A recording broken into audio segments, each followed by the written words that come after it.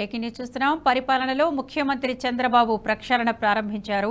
ఉండవల్లిలోని తన నివాసంలో CS Neerabh Kumar Prasad, DGP Harish Kumar Gupta, CMO అధికారులతో భేటీ అయ్యారు.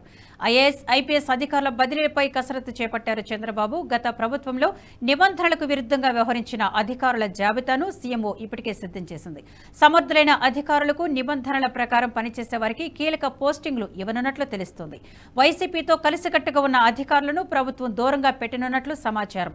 ప్రవీణ్ ప్రకాష్, శశిభూషణ్, అజయ్ జైన్, శ్రీలక్ష్మి, గోపాలకృష్ణ ద్వివేది, మురళీధర్ రెడ్డి వంటి వారిని జీఏడీకి రిపోర్టు చేసేలా ఆదేశాలు ఇస్తారని చర్చ జరుగుతోంది. సీనియర్ ఐపీఎస్లు రాజేంద్రనాథ్ రెడ్డి, పిఎస్ఆర్ ఆంజనేయులు, కొల్లి రఘువీమరెడ్డి, ఎన్ సంజయ్, సునీల్ కుమార్ వంటి వారిపై బదిలీ వేటు పడే అవకాశం ఉన్నట్లు సమాచారం. జగన్ ప్రభుత్వంలో నిబంధనలకు విరుద్ధంగా వ్యవహరించిన అధికారులపై ఎలాంటి చర్యలు తీసుకోవాలనే ఆలోచనలో కూడా రాష్ట్ర ప్రభుత్వం ఉన్నట్లు తెలుస్తోంది. మరోవైపు చంద్రబాబు చేసిన 5 సంతకాల అమలుపై ప్రణాళికతో వేగంగా పనిచేయాలని ఉన్నతాధికారులకు సీఎంఓ నుంచి ఆదేశాలు వెళ్లాయి. టీటీడీ ప్రక్షాళనతో పని మొదలుపెట్టిన చంద్రబాబు ధర్మారెడ్డిని తప్పించి ఈవోగా సీనియర్ ఐఏఎస్ అధికారి శ్యామలరావుకు పోస్టింగ్ ఇచ్చారు.